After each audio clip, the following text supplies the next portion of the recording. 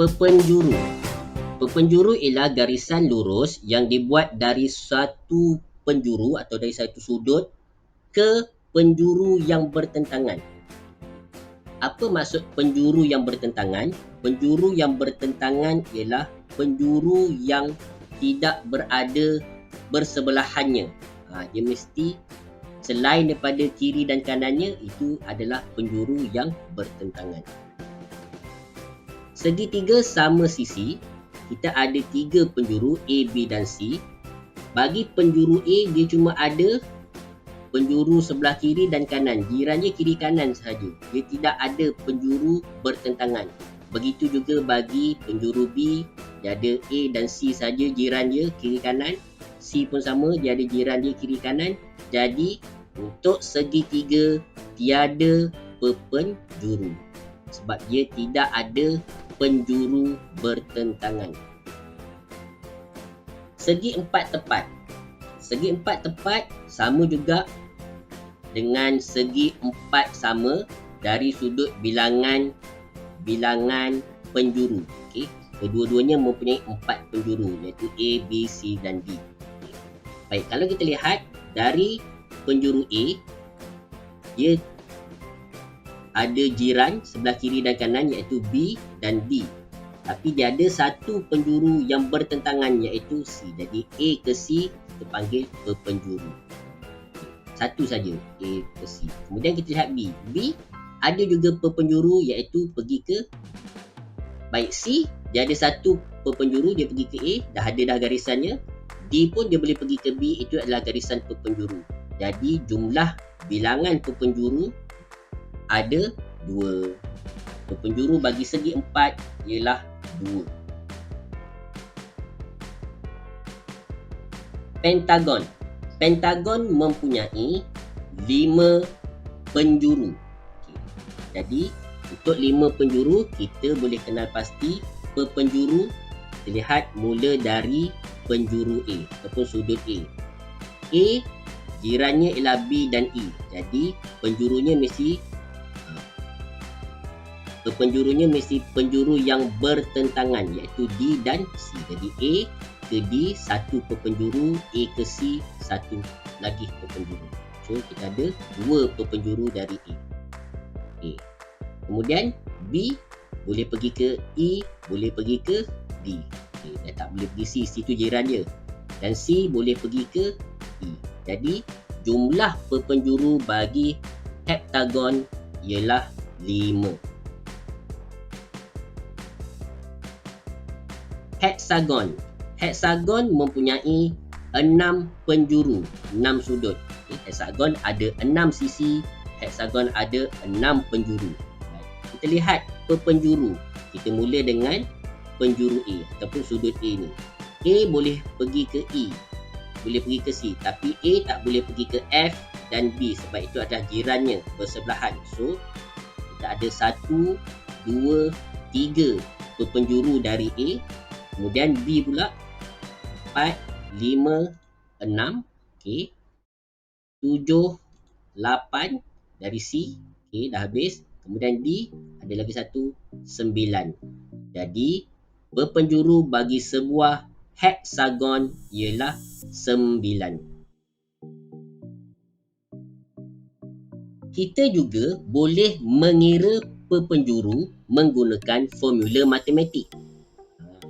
Formula bagi perpenjuru ialah bilangan sisi darab dalam kurungan bilangan sisi tolak 3 bahagi 2. Ini adalah formula perpenjuru. Heksagon ada 6 sisi. Maka perpenjuru bagi heksagon ialah formulanya bilangan sisi darab dalam kurungan bilangan sisi tolak 3 bahagi 2. Jadi bilangan sisi 6 darab 6 tolak 3, bilangan sisi tolak 3 bahagi 2. Jadi darab dan kurungan mesti buat kurungan dulu sebab ini adalah prinsip BODMAS, buat yang mana yang buat dulu. 6 tolak 3, 3. 6 darab dengan 3 bahagi 2. Okay.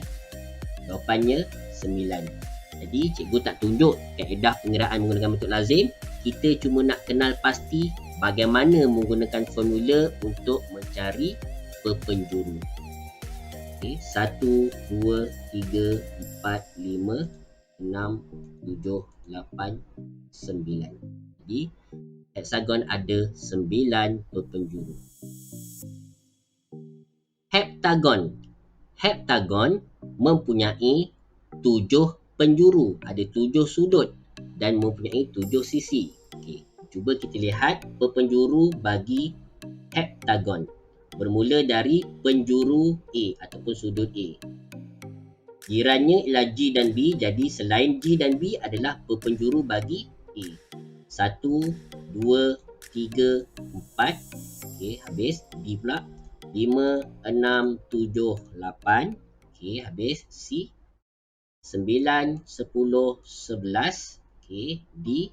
12, 13. Habis E. 14.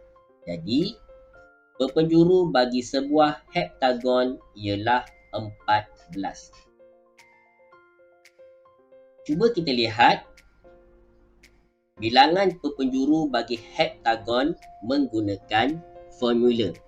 Jadi, heptagon ada 7 sisi, maka perpenjuru bagi heptagon ialah bilangan sisi 7 darab dengan dalam kurungan bilangan sisi tolak 3 ataupun 7 tolak 3 bahagi 2. Jadi 7 tolak 3, 4. 7 darab 4 bahagi 2. Jawapannya 14. Okay, kita dah kira tadi secara manual, secara garisan. Cuba kita lihat sekali lagi. 14 perpenjuru bagi heptagon. 1, 2, 3, 4, 5, 6, 7, 8, 9, 10, 11, 12, 13, 14. Okey. Oktagon. Oktagon ada 8 sisi. Oktagon ada 8 penjuru ataupun 8 sudut.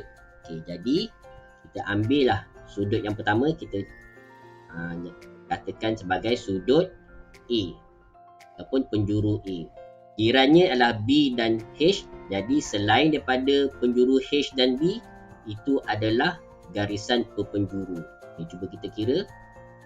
1, 2, 3, 4, 5. B pula 6, 7, 8, 9, 10. Okay, selesai. C 11, 12, 13, 14. Okay. D 15, 16, 17. Okay, selesai. E 18, 19. Okay. F ada lagi satu. 20. Jadi jumlah perpenjuru bagi oktagon ialah 20. Mari kita lihat pengiraan mencari bilangan perpenjuru menggunakan formula. Oktagon ada 8 sisi, maka perpenjuru bagi oktagon ialah dengan menggunakan formula bilangan sisi darab dalam kurungan bilangan sisi tolak 3 bahagi 2. Jadi 8 bilangan sisi darab 8 tolak 3 bahagi 2. Sama dengan 8 darab 5 bahagi 2. 8 darab 5, 40. 40 bahagi 2 sama dengan 20. Jadi betul lah bilangan sisi, bilangan perpenjuru yang ada bagi sesebuah oktagon ialah 20. Okay. Kita lihat kembali bilangan perpenjuru menggunakan garisan tadi. 1, 2, 3, 4, 5, 6, 7, 8, 9, 10, 11, 12, 13, 14, 15, 16, 17, 18, 19, 20. Okey, itu saja pelajaran kita kaitan dengan